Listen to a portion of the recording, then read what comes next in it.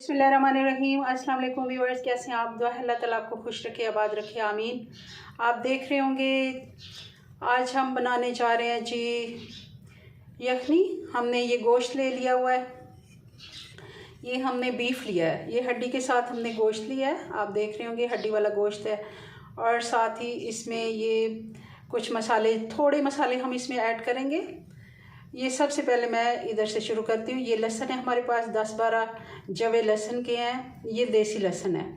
और 1 इंच का हमारे पास टुकड़ा है अदरक का। और साथ में 5 से 6 लौंग ले लें, 1 बादियान का फूल है, 2 छोटी इलायचियाँ, 2 स्टिक्स हमारे पास है दालचीनी की छोटी वाली, तो कुछ दाने हमारे पास हैं 12-14 हमारे पास काली मिर्च के दाने हैं, 1 बड़ी इलायची है। ये स्ट्रॉन्ग फ्लेवर होते हैं इनका, तो कम हम डालेंगे।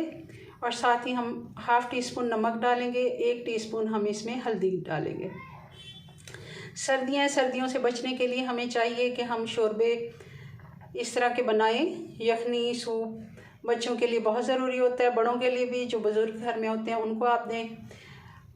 और कोई मतलब ज़रूरी नहीं है कि हमने इसको चिकन से ही बनाना है। वैसे भी देसी चिकन तो अब काफ़ी कम हो गई है, मिलती ही नहीं है। वो भी जो मिलती है वो उसको कह के देते हैं देसी, मगर वो दूसरी खुराक से पली होती है, फार्मी ही होती है, उसको भी हम देसी नहीं कह सकते। हाँ, जो कुछ चंद लोग गांव में खुद पालते हैं वो खुशकिस्मत हैं, उनको वो मिल सकती है। हमें तो शहरों में ऐसी चिकन मुयस्सर नहीं, तो क्यों ना हम बीफ और मटन से ही यखनी बनाएं।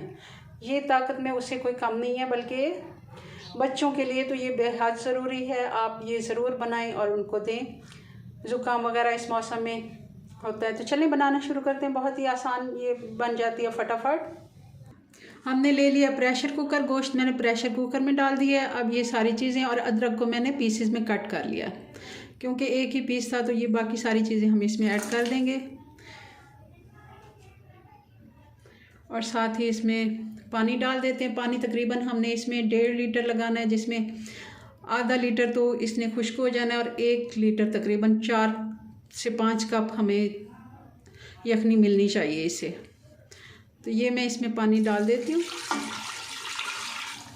अभी ये कम है तो मैं थोड़ा सा और डाल देती हूँ। ये दूसरा भी ये तकरीबन अब 1.5 लीटर तकरीबन पानी है। और साथ ही इसमें अब मैं ये डाल दूँगी नमक और हल्दी। आप चाहें तो प्याज डाल सकते हैं, मुझे प्याज का टेस्ट नहीं पसंद, तो मैं इसमें प्याज नहीं डालूँगी। अगर आप चाहें तो प्याज भी मोटा मोटा रफली चॉप करके वो भी साथ डाल दें। कोई हमने इसमें घी नहीं डालना, क्योंकि ये बीफ है तो इसकी खुद की इतनी चिकनाई होती है कि अगर उसमें चिकनाई की ज़रूरत भी है तो वो पूरी कर देती है। चलें, इसको मैं अब ढक्कन लगा देती हूँ। अब ये मैं ढक्कन इसका लगा देती हूँ। और इसको हमने तकरीबन, अगर इसको प्रेशर जब आ जाता है, सीटी बजना शुरू हो जाए, उसके तकरीबन हमने आधा घंटा इसको देना है, ताकि अच्छे से इसकी यखनी निकल आए। और मीडियम आंच पे इसको पकाना है। फुल हमने चूल्हा ऑन नहीं रखना, क्योंकि उससे जल्दी पानी खुश्क हो जाएगा। चलें, तो मैं इसको ढक्कन लगा देती हूँ और मिलते हैं तकरीबन आधे घंटे बाद।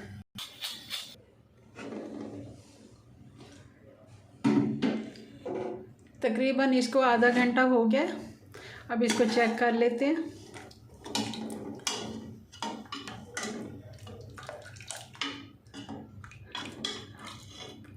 यखनी हमारी तैयार है। अब इसको मैं डिश आउट करती हूँ। चाहें तो आप थोड़ा सा इसको कम भी कर सकते हैं, मगर मुझे इस तरह पतला शोरबा ही चाहिए।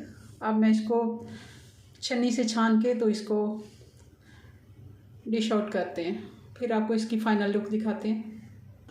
जी व्यूअर्स, तो हमारी बीफ यखनी बन के तैयार हो गई है। मुझे अपनी तरफ से तो नमक मिर्च बिल्कुल सही लगा है। आप चाहें तो काली मिर्च थोड़ी सी ऊपर डाल सकते हैं, क्योंकि हमने इसमें काली मिर्चें काफ़ी डाली थी, तो उनका टेस्ट आ जाता है इसमें। चलें जी, मिलते हैं नेक्स्ट वीडियो में नई रेसिपी के साथ। तब तक के लिए अपनी दुआ में याद रखें। अल्लाह हाफिज़।